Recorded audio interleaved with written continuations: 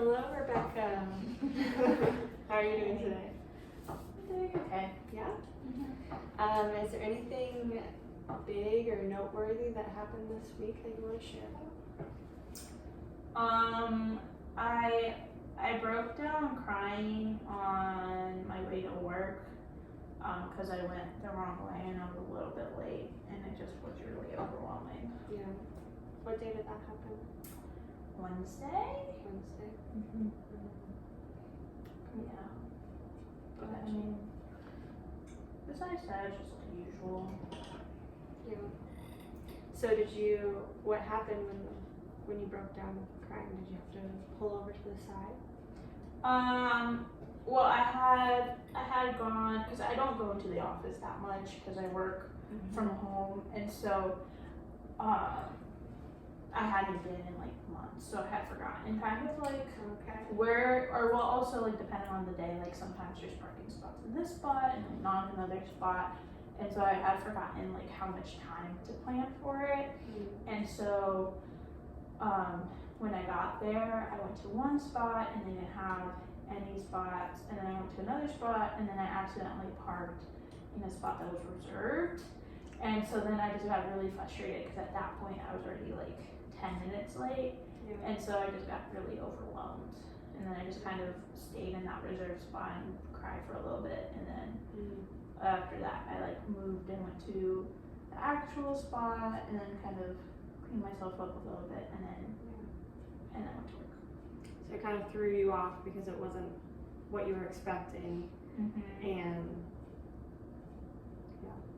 so then how did that affect the rest of your day? Or did it have any effect?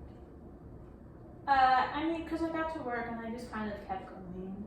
I just kind of pushed myself the rest of the day, so you felt like you were able to re-stabilize and move on with the day? I was able to stable myself enough to like get through the rest of the day, if that makes sense. But then once I got home, I was feeling kind of down, so then I tried to like journal a little bit and have a little bit of God time, and that helped a little bit. Sounds like... Sorry about that. That's our air freshener that sometimes scares me. That's okay. Well, it sounds like you experienced something that was triggering, and you found a way to cope with it and even reflect back on it later in the day. And that's pretty incredible. It's awesome. So last week when you were here, we talked a lot about the past, and we went through that whole biopsychosocial interview. So this second session, what I really want to focus on is kind of the present and what's going on, what are some of the issues that you're experiencing, and really explore that. And then also talking about the future and where you want to see yourself after we go through therapy and after we've been working with each other for a few sessions. Where do you want to see yourself? So that sound good to you? Yes. Okay, cool. So you identified a couple problems that are going on in your life. Can you just maybe share with me what you feel is like the number one thing that you feel like you want to work on? Probably addressing my overeating. So I could work on better coping skills and things to avoid that. And then probably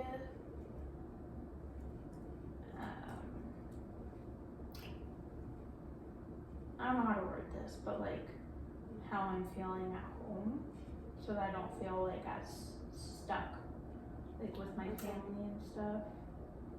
So like family conflict? Maybe, kind of like, because like how I was saying like last time, that it's just hard when like I have my own space, but like I don't have like my, like I'm very constricted to just my room. Yeah. And so like I don't know how to address it, or because like family conflict would be good, but like I've tried it on my own with my parents, and like sometimes they're not always like super willing to like address issues or whatever, and so I don't want to address it, or like maybe figure out maybe better ways to talk to them about it. I don't know. Gotcha. Does that make any sense? So it does make sense. Yeah, Okay. It definitely makes sense. So you feel like you've tried in the past to kind of make that relationship better, but you feel like they kind of shut you down?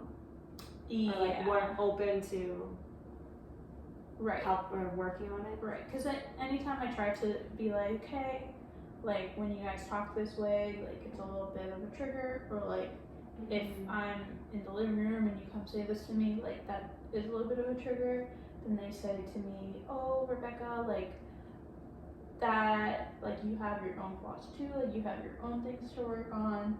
So instead of like wanting to work on things themselves, they kind of just point the finger at me. Push it back on you. Right. Okay. Yeah. So is that something that you feel like potentially you'd want to kind of readdress, or is it something you're like, not right now, I don't want to work on that right now? If there's ways that we could talk about to readdress it, that could be good, then I like to talk about it. Sounds good. So the overeating, some family conflict stuff, is there any other things that you really want to work on? Probably like my, like when I'm sad, and like being consistent with like coping with that and like talking about it. Cause like this week I did okay, but like it's something that's still like I kind of held on to and like felt very like ashamed about. So I like to talk about that. Would be good. So working on that low mood, that sadness that kind of lingers, would you say? Yeah. Your whole life, or like not your whole life, your whole week. Right. And it's not, if I'm understanding this right, it's not that it's overwhelming in every moment, but it's just like something that's underlying. Okay. Yeah, that makes sense. Okay. So I'm gonna ask you a fun question, right? Okay. So imagine that when you go to sleep tonight and you wake up, a miracle has happened. God has somehow cured you of every problem in your life. What does that look like? What does your life look like? How would you describe it? Probably I probably would need to be moved out, or like probably moved out, and then like open communication with my parents, and they're willing to listen and look at their own flaws and communication that they need to work on. And probably I wouldn't be as like tempted by overeating. It wouldn't be something that I would need to do to cope. And then I would also just probably feel more confident overall in like how I look, how I feel. That would be pretty cool. Yeah. That'd be really cool. So the first thing you said was it would look like you moving out of your house. Is that something that you feel like could be a goal to work towards? Definitely. Yeah. It's something I definitely have as a goal. I just don't know when, because right now it is nice to save up money, Right. and even though it is hard, like it's something that I've already dealt with for 18 years, so like I feel like I could keep doing it a little longer. Yeah. But also, like, I don't know, it would be kind of cool to see, like, if I move out, like, how that would benefit me and, like, how I might do better. Yeah. So, like, maybe make it a quicker goal than what I had originally anticipated. Yeah. But for sure, that could be a goal. Let me ask you this. What would you anticipate your relationship being like with your parents if you were to move out? How would that Like change what? things? What I think they would react, or how I wish they would. Both. Okay. I think they would react by like still calling me a lot, probably wanting to visit a lot, or wanting me to come home like for family dinner like once a week or something. Because right now we try to eat dinner together every night. Sometimes if I'm not in a good social mood, like I won't like subject myself to that, so I'll just like eat later or something. Yeah. But I think they would try to visit a lot and check in on me. Which what I wish they would do is not do that as much. And I would probably need to set up boundaries in a way that they wouldn't get offended by. Because I think our relationship does better or would do better if we were apart instead of together all the time. Yeah. So you feel like even if you did move out, you feel like they would still be trying to insert themselves in your life in a way that you're not comfortable with? Okay. Gotcha. And it's not out of like a nosiness or anything, it's just because like I know they care and they want to make sure that like I'm okay, but because of the way that they sometimes act, like that wouldn't be good for me. Yeah.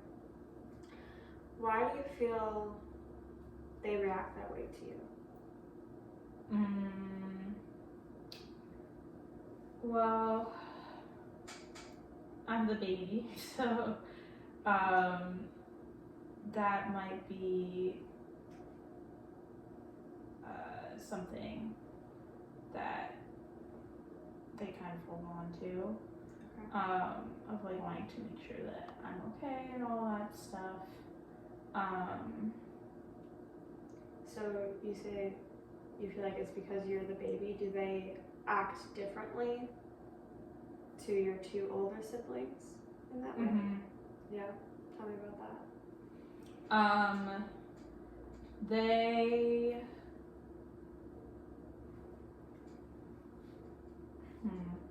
well, cause like I always like I acted a little bit different in some ways, like cause like when I was younger I would always be very emotional.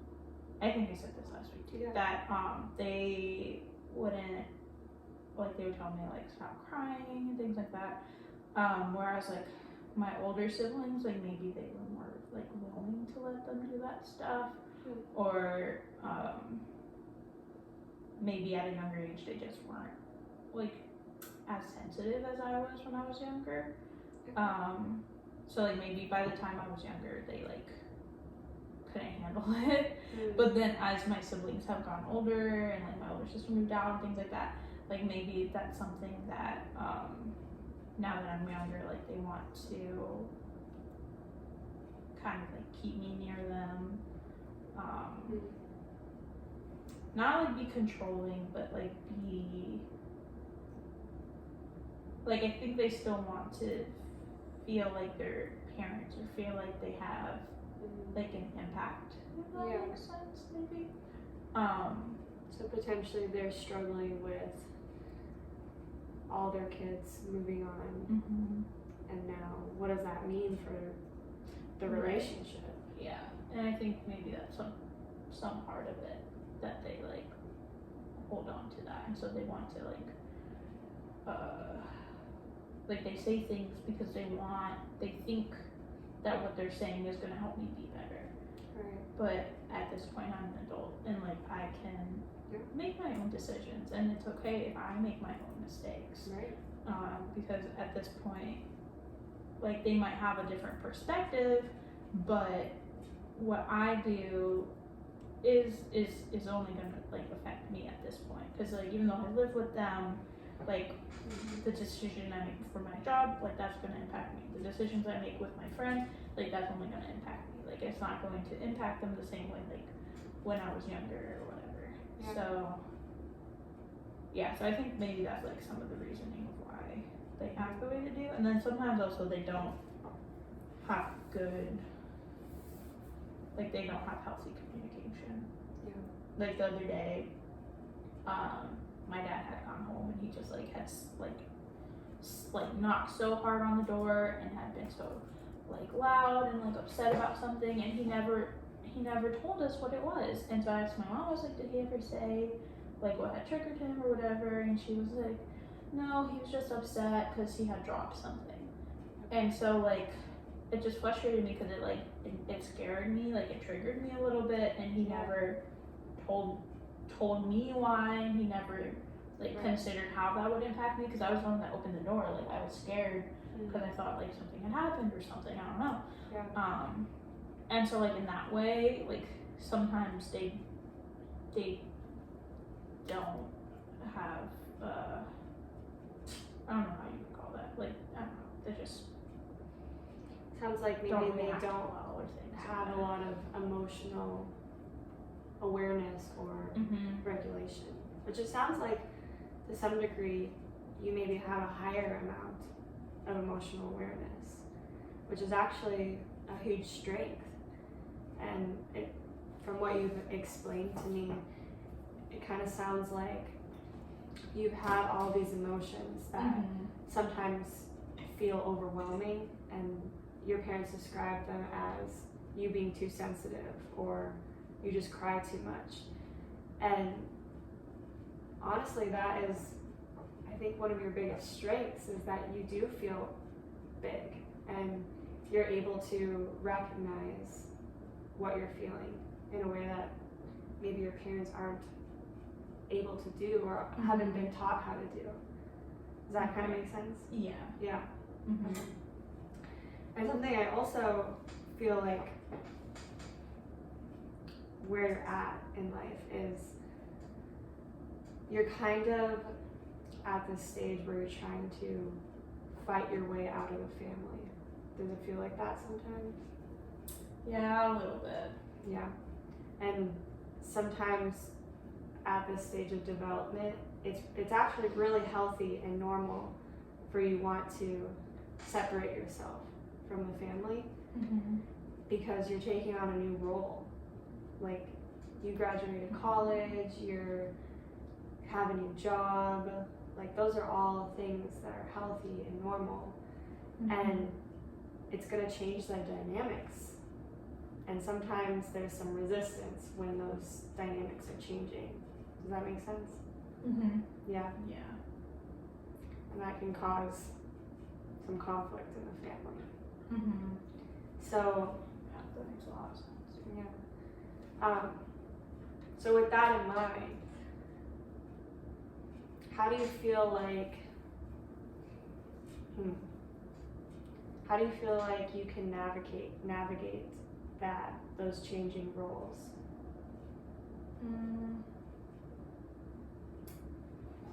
I mean, I can, at the end of the day, I only really have control over myself. So like I can manage, like keep trying to do, like if I know that there's something that's probably gonna trigger me, like separate myself from that, or maybe even help like with the transition over, and like if I do move, like helping like maybe going to dinner like 2 times a month or something like that to like help with the transition over, so it's not so right. Like, you can't just cut ties with your parents. right. And I don't want to, but I just want I just want it to be a little bit healthier and for me to have my own space. Yeah, that makes a lot of sense. So, where do you see the timeline of that separation? I mean, I know there's some things that you can do in the meantime before like moving out of the house, but like if the goal is to move out, where do you see that as far as like what time in the future?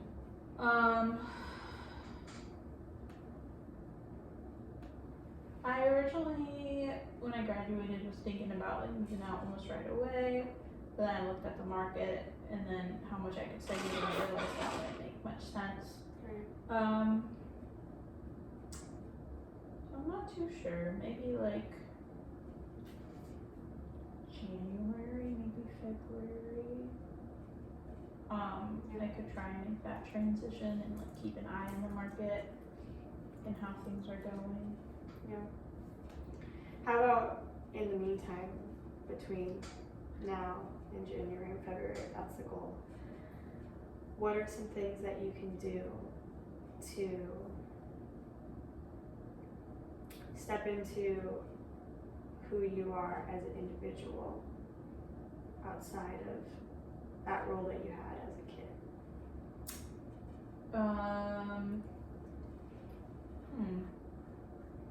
Like what are some like hobbies or Yeah, whatever comes to mind.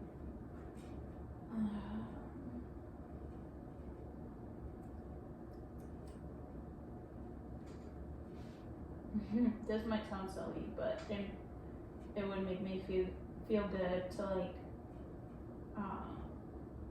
like cook or like host my family, because then that would show like I'm not like a little kid anymore, like I'm capable of being independent, like, and then if I host, then like I said, the boundary and expectation of like this is my space, like when you're in my space, like these are my expectations and like the boundaries that I want. So I feel like also that would show like that I have grown up, like I cook and like now I have my own place, like whenever that happens. So I like that idea. And then is that something that you're saying you would want to do like after you move out, or is it something you'd want to practice like even while you're still at their house, like saying, hey, I want to cook you guys dinner and like have a meal together? Or you're saying we could do a little bit of both,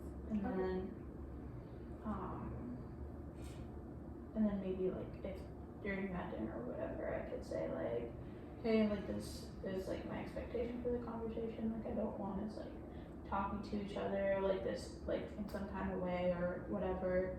And then that could also maybe help with the conflict, I don't know. That would be big. How do you think they would respond to that? I don't know, I think it would depend on their mood that day. So maybe I could do it like on a Saturday or something. So do that they way, usually have a better mood on a Saturday? Yeah, because then like I don't have to worry about like my mom and dad coming home from work and being upset, or like Gotcha. There's less factors right playing into it. Yeah. Okay. And then some other thing. I don't know. I feel like every day I already do things that show like I'm different. Than from when I was younger. They just have to see me like that. Cause like I can drive by myself and drive myself to work, and like I get up every morning and I work and do my thing from home, and I like have my friends and I go hang out with them and things. So there are a lot of things I already do that's different. And even like what I do now, like is very different from when I was younger. Like I don't play with toys anymore. Like I read like a different genre of books, and I like have my own interests. Like I like anime and manga, and so you feel like you're already displaying ways that you have become a different person, and you just feel like they aren't seeing that difference. Okay. do you feel like it would be helpful if you guys had a family session in the future, where we invited your parents to come here? It could be if they were willing to. Yeah. What do you feel like? Do you feel like they would be willing? I don't know. You know, depends. I have no idea. Okay. Well, that's just something to think about. It's always an option. We've had that before, where we invite parents to come in and do like some role playing activities, and sometimes it's just helpful to have a different voice that's looking at it from a different perspective.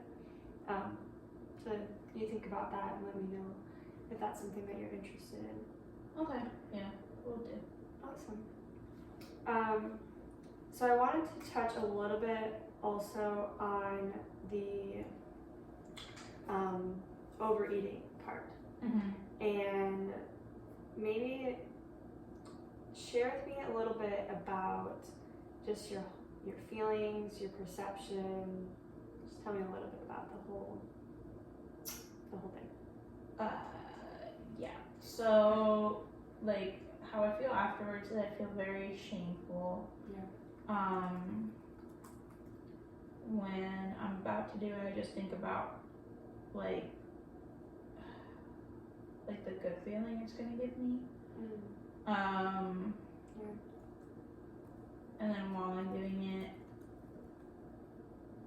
like I'm just thinking about like the food that I'm eating most of the time. Because sometimes I just, when I binge, I just just see food on the counter and I'll just like eat it, but it won't necessarily be something I'm craving.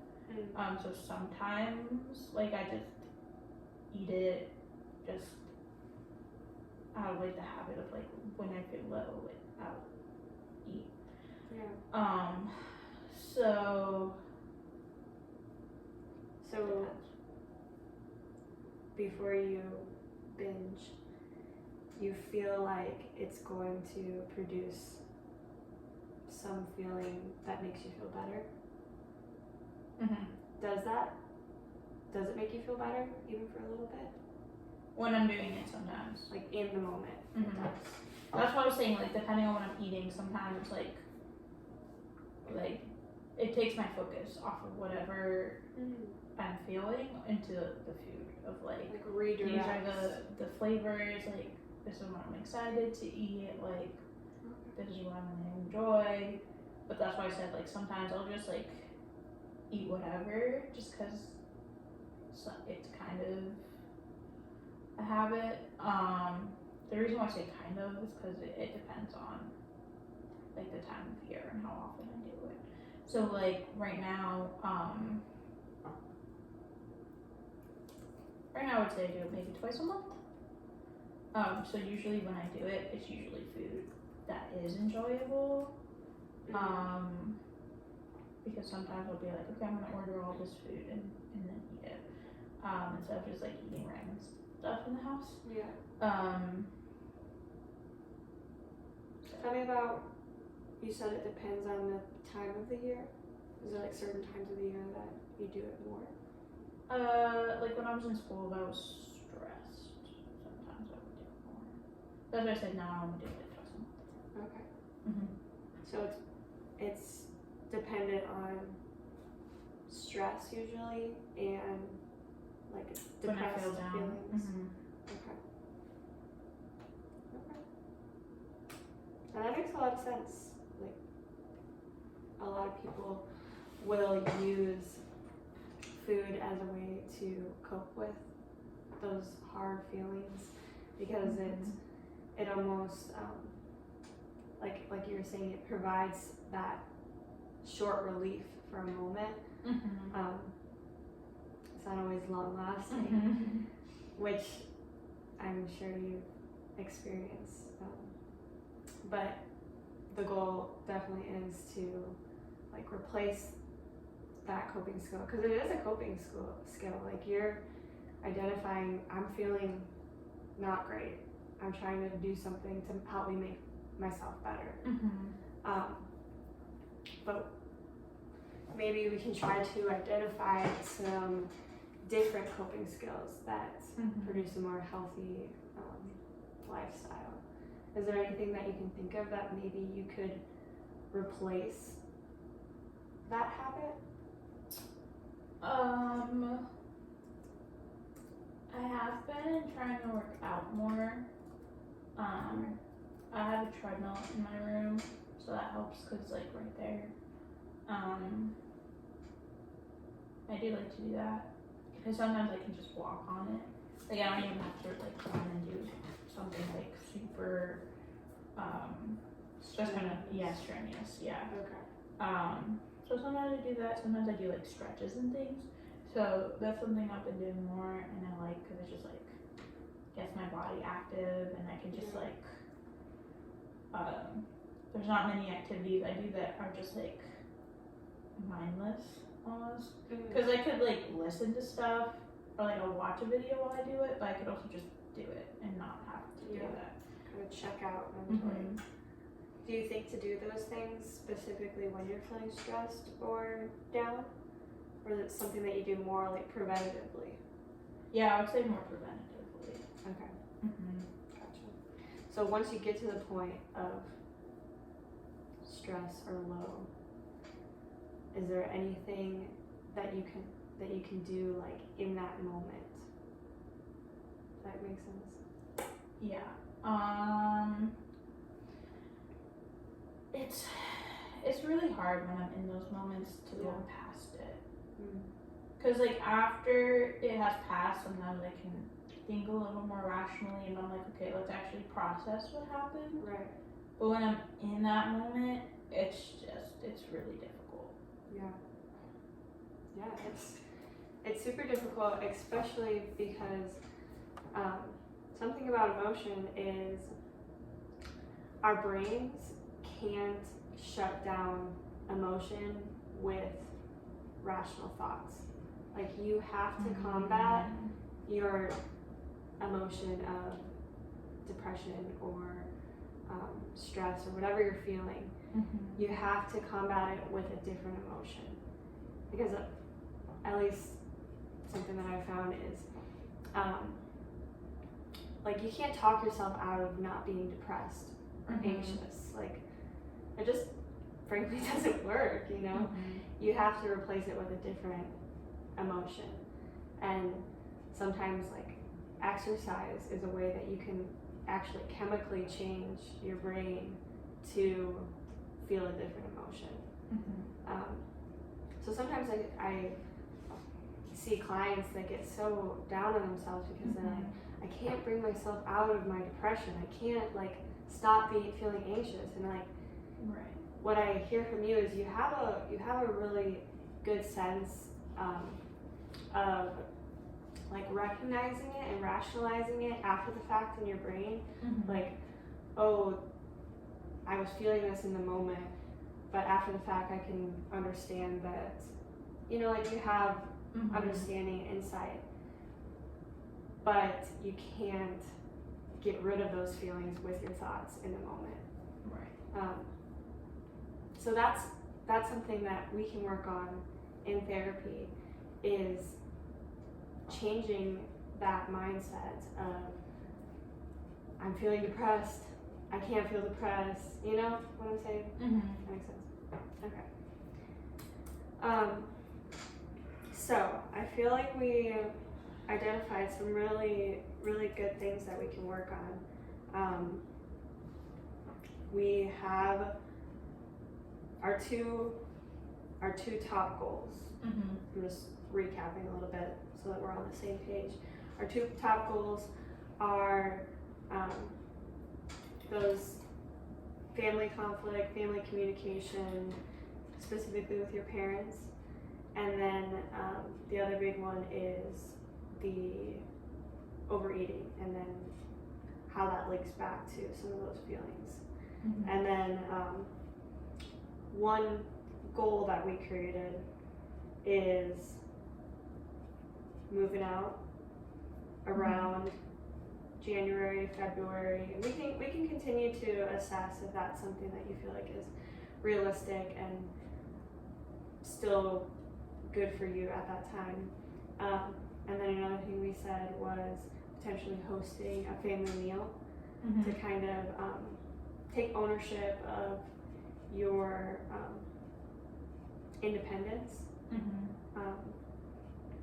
Yeah, and then continuing to replacing that habit of overeating with maybe those exercise and yoga, stuff like that. So I feel like we have a good base of what we can work on. Mm-hmm. Is there anything before we wrap up today that you feel like is important to share, or you want me to make note of? I don't think so. No? Mm-hmm. Okay. So, same time next week. Does that work for you? Mm-hmm. All right. You have a good day, Rebecca. Thank you.